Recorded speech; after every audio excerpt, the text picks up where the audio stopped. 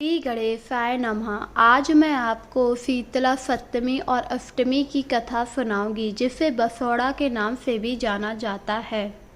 बसौड़ा यानी कि शीतला माँ की पूजा और उन्हें बासा भोजन कराया जाता है। यह कहानी डुगरी गांव से संबंधित है।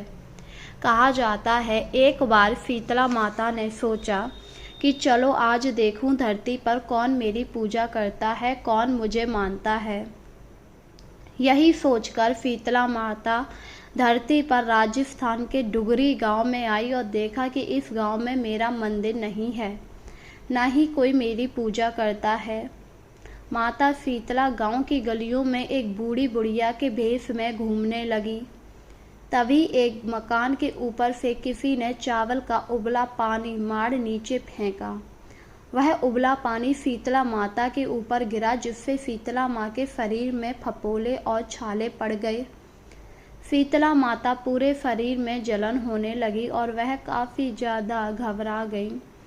वह पूरे गांव में इधर उधर भाग भाग कर चिल्लाने लगी, अरे मैं जल गई, मेरा शरीर तप रहा है, जल रहा है, कोई मेरी सहायता करो। लेकिन उस गांव में किसी ने भी शीतला माँ की सहायता नहीं की। वहीं अपने घर के बाहर एक कुम्हारन महिला बैठी हुई थी। उस कुम्हारन ने देखा कि अरे ये बुढ़िया माई तो बहुत ज़्यादा जल गई, इसके शरीर पर तो कंपन हो रहा है, वहीं काफ़ी ज़्यादा फफोले भी पड़ गए हैं, यह तपन को सहन नहीं कर पाएंगी। तब उस कुम्हारन ने कहा, हे माँ, तू यहाँ आकर बैठ जा, मैं तेरे शरीर के ऊपर ठंडा पानी डालती हूँ। यह कहकर कुम्हारिन ने उस बूढ़ी माई पर खूब ठंडा पानी डाला और बोली, हे माँ, मेरे घर में रात की बनी हुई रबड़ी रखी है, थोड़ा दही भी है, तू दही रबड़ी खा ले।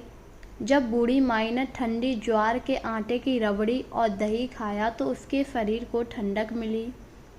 तब उस कुम्हारन ने कहा, आजा बैठ जा माँ, मैं तेरे सिर के बाल बहुत ज़्यादा बिखरे हैं, उनकी चोटी बना देती हूँ, क्योंकि इस तरह तू अच्छी नहीं लग रही है। और यह कहकर कुम्हारन माई की चोटी गूंदने हेतु कंघी बालों में करने लगी। अचानक कुम्हार की नज़र उस बूढ़ी माई के सिर के पीछे पड़ी तो कुम्हारन ने देखा वहाँ एक आंख बालों में छुपी थी। यह देखकर कुम्हारन बुरी तरह डर गई और घबराकर वहाँ से भागने लगी। तब उस बूढ़ी माई ने कहा, रुक जा बेटी, तू डर मत, मैं कोई भूत प्रेत नहीं हूँ, बल्कि शीतला देवी हूँ। मैं तो इस धरती पर देखने आई थी कि कौन मुझे मानता है, कौन मेरी पूजा करता है।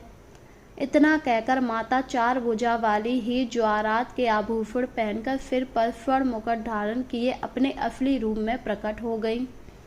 माता के दर्शन पाकर कुम्हारन काफ़ी ज़्यादा खुश हुई, पर वह मन ही मन काफ़ी ज़्यादा दुखी हुई, क्योंकि कुम्हारन बहुत ज़्यादा गरीब थी और उसे समझ नहीं आ रहा था कि वह देवी माँ को अपने घर में कहाँ बिठाए, क्योंकि उसके घर में बिठाने की कहीं भी अच्छी जगह नहीं थी।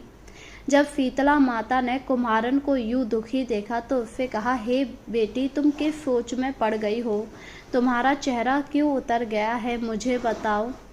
तब उस कुम्हारन ने हाथ जोड़कर आंखों में आंसू बहाते हुए कहा, हे माँ, मेरे घर में तो चारों तरफ दरिद्रता फैली हुई है, मैं आपको कहाँ बिठाऊँ, मेरे घर में ना तो चौकी है, ना ही बैठने का आसन है। तब शीतला माता प्रसन्न होकर उस कुम्हारन के घर पर खड़े हुए घोड़े पर बैठकर एक हाथ में झाड़ू, दूसरे हाथ में डलिया लेकर उस कुम्हारन के घर की दरिद्रता को झाड़ कर डलिया में भर कर फेंक दिया और उस कुम्हारन से कहा, हे बेटी, मैं तेरी सच्ची भक्ति से प्रसन्न हूँ, अब तुझे जो भी वर चाहिए है मुझसे मांग ले, मैं तुझे हर वरदान देने के लिए तत्पर हूँ। तब कुम्हारन ने हाथ जोड़कर कहा, हे माता, मेरी इच्छा है आप इसी डुगरी गांव में स्थापित होकर यहीं निवास करें।